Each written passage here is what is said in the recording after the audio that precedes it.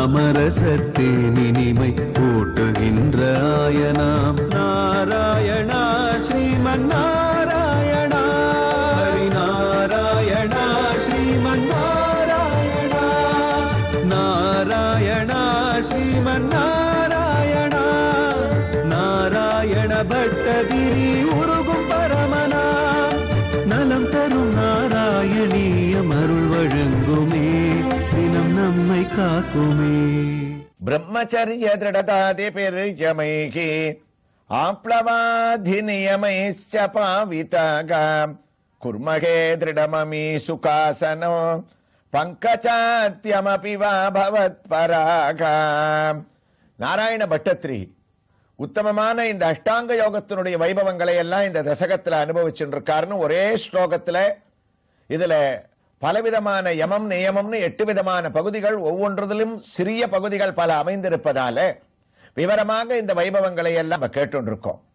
அதுல ஆச்சாரிய சேவனம், அதாவது ஒரு குரு எனக்கு எதுக்கு, நேர பகவான தியானம் பண்ணி அவனுடைய அருளை அடையலாமே அப்படின்ற ஒரு கேள்வியை சென்ற பகுதியில நம்ம எழுப்பினோம். அதுக்கு மகான்கள் சொல்லக்கூடிய அழகான ஒரு விளக்கம் இருக்கே, எந்த ஒரு மனிதனுக்கும் ஆச்சாரியன் இல்லாம பகவானுடைய அருள் கிடைக்காதா. ஆச்சாரியன்னா ஒரு குரு. குரு இல்லாம குருவுக்கு அந்த அவருக்கு இருக்கக்கூடிய அலாதியான ஒரு அருள் பகவானாலேயே கொடுக்க முடியாது நமக்குன்றது தான் நமக்கு மகான்கள் போதிக்கக்கூடிய ஒரு பெரிய தத்துவம். அப்போ ஒரு மனிதன் எனக்கு குருவே வேண்டாம், நான் நேர கடவுளை அடையிறேன்னா அது எதுக்கு சமானம்னா, அழகான ஒரு உதாரணத்தை பெரியவர்கள் சொல்றார். தாமரையை அலர்த்த கடவ ஆதித்யந்தானே நீரை பிரித்தாலத்தை உலர்த்துமா போலே ஆச்சாரிய லட்சணமும். அதாவது ஜீவாத்மாக்களான நம்மெல்லாம் தாமரைகள்.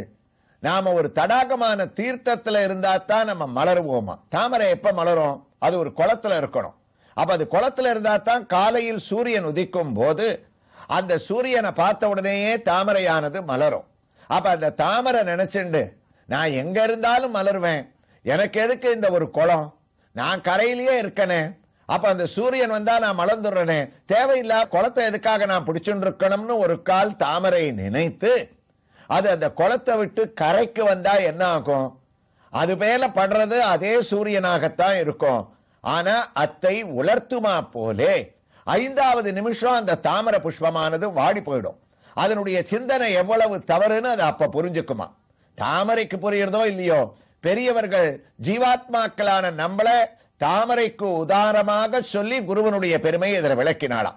நம்மெல்லாம் இப்ப யாரு? ஜீவாத்மாக்களான தாமரைகள், பகவானால் படைக்கப்பட்டவர்கள். அப்ப அந்த சூரியன் யாரு? சர்வேஸ்வரனான ஸ்ரீகிருஷ்ணன், ஆதிகேசவன், குருவாயூரப்பன். அவருடைய அருள் நமக்கு எப்ப கிடைக்கும்?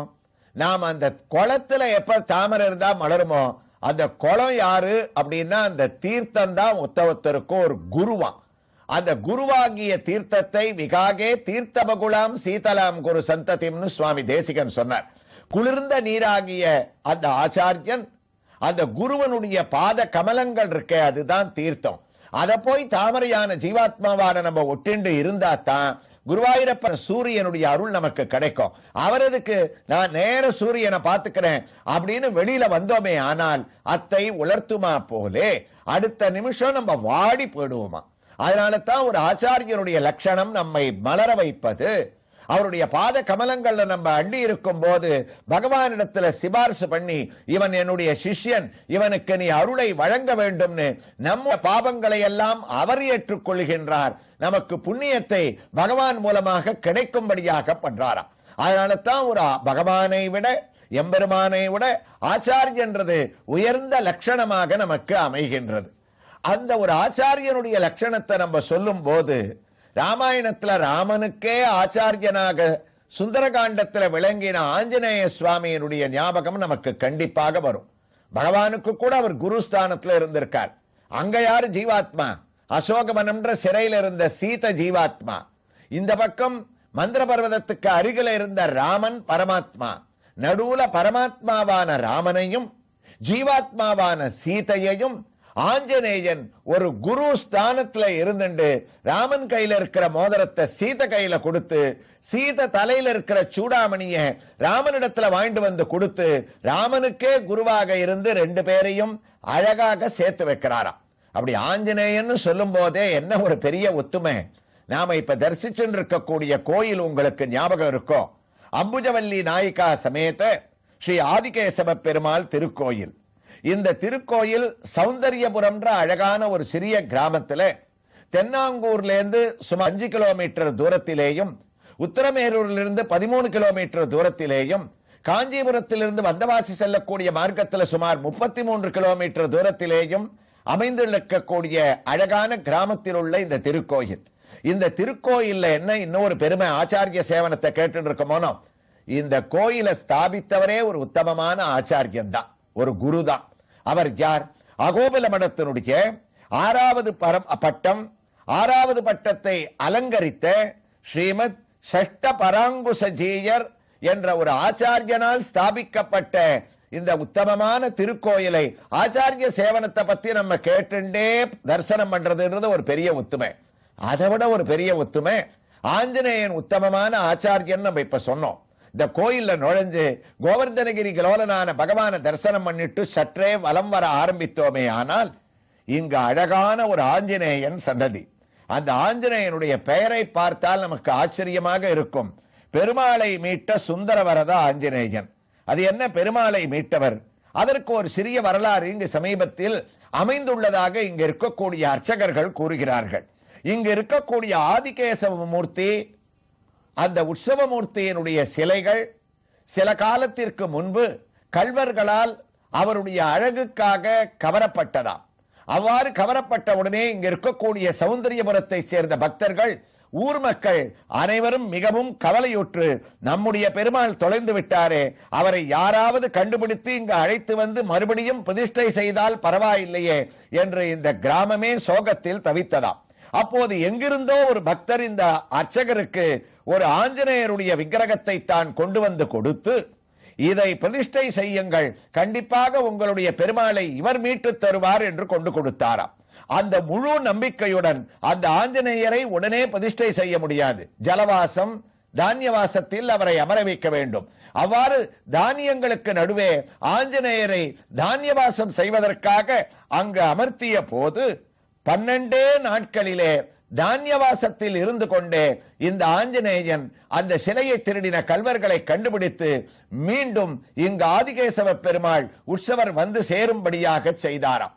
தன்னை பிரதிஷ்டை செய்வதற்கு முன்பாகவே பரம சக்தியுடன் இவர் பெருமாளை கண்டுபிடித்து கொடுத்ததால் இவர் பெருமாளை மீட்ட சுந்தர வரத ஆஞ்சநேயன். இந்த ஆஞ்சநேய சுவாமி இங்கு வரப்பிரசாதியாக தான் நின்ற திருக்கோலத்திலே தன்னுடைய திருவடி சேவையை அளித்துக் கொண்டு தன்னுடைய 2 கைகளையும் கூப்பிக்கொண்டு, ஆகா, கண்களை திறந்து கொண்டு உயர்ந்த திருமண் காப்புடன் அழகாக சிரசுக்கு பின்னால் நீண்ட வாளை நாம் தரிசிக்கின்றோம். அந்த வாளிலே விக்கிரகத்திலேயே மணி கட்டப்பட்டிருக்கின்றது.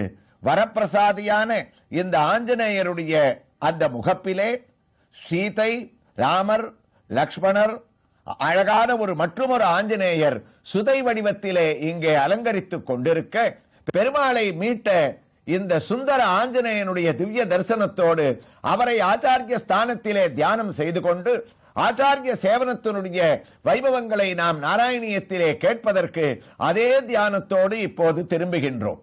ஆச்சாரியனுடைய லட்சணங்களை எல்லாம் அழகாக இந்த பகுதியிலே நாம் சொல்லிக் கொண்டிருக்கிறோம். அவர் நமக்கு நேராக வாருளை வாரி வழங்குவதால் பகவானுக்கும் நாம் ஆச்சாரியன் மூலமாக வந்தால் ஒரு அமைதி, ஒரு திருப்தியானது ஏற்படுகின்றதாம். ஆச்சாரியன் கைபுகுந்தவாறே திருமந்திரம் கைபுகுரும், திருமந்திரம் கைபுகுந்தவாறே ஈஸ்வரன் கைபுகுரும், ஈஸ்வரன் கைபுகுந்தவாறே பகவத் கடாட்சம் கைபுகுரும் என்பது மகான்களுடைய ஒரு வாக்காக அமைகின்றது. அந்த ஒரு வகையிலே நாம் பார்த்தோமேயானால், நிருதேகமாத்யம் பிரதிலப்ய துர்லபம் பிரபம் சுகல்யம் குரு கர்ணதாரம் மயானுகூலேன நபஸ்வதேரிதகா புமான் பவாப்திம் நதரேத் சமாத்மகாம். முதன்மை வாய்ந்ததும் கிடைப்பதற்கரியதும் திறமை வாய்ந்த ஒரு குருவை நம்மெல்லாம் எப்படி வச்சுக்கணும் அப்படின்னா, வாழ்க்கையில நம்மெல்லாம் யாருன்னா ஒரு படகம். முன்னாடி ஒரு தாமரைன்னு சொன்னோம். இப்போ சம்சாரமாகிய கடல்ல, பிறவி பெருங்கடல்ல தத்தளிக்கக்கூடிய நாம் ஒரு படகாக இருக்கின்றோமா? அப்ப அந்த படகு நம்ம அப்படின்னா அதோட படகோட்டி யாராக இருக்க முடியும்? சாஸ்திரமானது சொல்றது, நம்மை ஓட்டக்கூடிய படகோட்டி யாரு? அவரை கலை தேர்ந்தவராக நம்ம தேர்ந்தெடுக்கணும். படகு நமக்கு சொந்தமா இருந்தா கூட படகோட்டி சரியா அமையலன்னு சொன்னா நம்ம கடல்ல போனா அதை விட ஆபத்து நமக்கு வேற இல்ல. அப்படிப்பட்ட எல்லாம் அறிந்த ஒரு படகோட்டியை நம்ம வச்சுண்டா நம்ம இந்த கடல்ல பயணிக்கக்கூடிய பயணமானது நமக்கு சுகமாக அமையும். அப்ப நமக்கு நம்மை திசை செலுத்தக்கூடிய படகோட்டி யாருன்னா அவர்தான் ஆச்சாரியனா. படகான நம்மை ஆச்சாரியன் படகோட்டி ஸ்தானத்துல அமைகிறார். அப்ப பகவான் இங்க வரார். படகு ஒழுங்கா அந்த கடல்ல பயணிக்கணும்னா அந்த காலத்துல காத்து சரியான திசையில வீசினாத்தான் அந்த படகு பயணிக்க முடியும். இல்லைன்னா பயணமே ஆபத்தாக முடியும். அப்ப நமக்கு சரியான காற்றை வீசக்கூடியவர் யாருன்னா காற்றுத்தான் சாக்ஷாத் பகவான் குருவாயூரப்பன், ஸ்ரீகண்ணன்.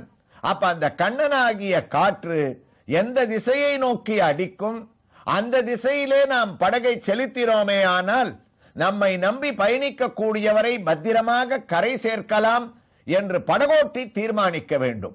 அப்போது ஆச்சாரிய ஸ்தானத்திலே இருக்கக்கூடிய படகோட்டியானவர் பகவானுடைய கருணை என்ற ஒரு காற்றை சரியாக அவர் தீர்மானித்து, பிறவி பெருங்கடல் நீந்துவர் நீந்தான் இறைவன் அடி சேராதார் என்ற ஒரு தத்துவத்திற்கு ஏற்ப பகவான் நம்மை கரை சேர்ப்பவராக அமையக்கூடியவர் படகோட்டியான ஆச்சாரியன் என்றால் அவருடைய முக்கியத்துவம் என்ன என்பதை நாம் புரிந்து கொள்ள வேண்டும். அதனால்தான் நம்முடைய சம்பிரதாயங்களிலே பகவானை விட மதுரகவி ஆழ்வாரும் நம்மாழ்வாரை தவிர தேவுமற்ற ஒன்றும் அறியேன், எனக்கு அவரை தவிர வேறு தெய்வம் தேவையில்லை என்று கூறிக்கொண்டு இருந்தார். ஆச்சாரிய பக்தியையே தான் திடமாக பற்றிக் கொண்டிருந்தார்.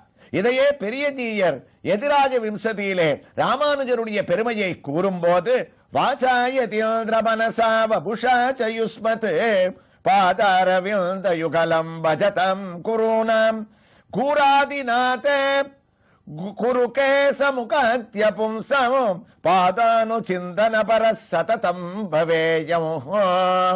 என்ன அழகான ஒரு லட்சணம்! பெரிய ஜீயர் கூறுகின்றார், நீ ஒரு ஆச்சாரியனை பிடிக்க வேண்டும் என்ற அவசியம் கூட இல்லை. ஆச்சாரிய சேவனத்திலே உன்னுடைய குருவுக்கு யார் பணிவிடை செய்தார்களோ அவர்களுடைய பாதத்தை பிடித்துக் கொண்டால் கூட ஆச்சாரிய சேவனம் செய்த ஒரு பெரிய பெருமையானது நமக்கு ஏற்படும். அந்த வகையிலே கூரத்தாழ்வான், திருக்குறுகை பிரான், பிள்ளான் இவர்களெல்லாம் ராமானுஜரை ஆசிரியத்தவர்கள். அவருடைய பாதங்களை கூரத்தாழ்வானை நினைத்தால் கூட குருவனுடைய அருள் கிடைக்கும் என்றால் ஆச்சாரிய சேவனத்தினுடைய உன்னதமான ஒரு பெருமையை அவசியம் நாம் அறிந்து கொண்டு குருவை தியானம் செய்தோமே ஆனால் நமக்கு எந்தவிதமான குறையும் இல்லை என்று ஆச்சாரிய சேவனத்திலே சொல்ல வந்த பட்டத்திரி இதனுடைய பெருமைகளை எவ்வாறு தொடர்கின்றார் என்பதை இந்த ஆதிகேசவ பெருமாளுடைய அழக திவ்ய ஆலயத்தில் உத்தமமாக எங்கும் காணாத அளவிற்கு அமைந்திருக்கக்கூடிய ஸ்ரீ பத்ம சக்கரத்தின் திவ்ய தரிசனத்தோடு அடுத்த பகுதியிலே நாம் கேட்கலாம். நாராயண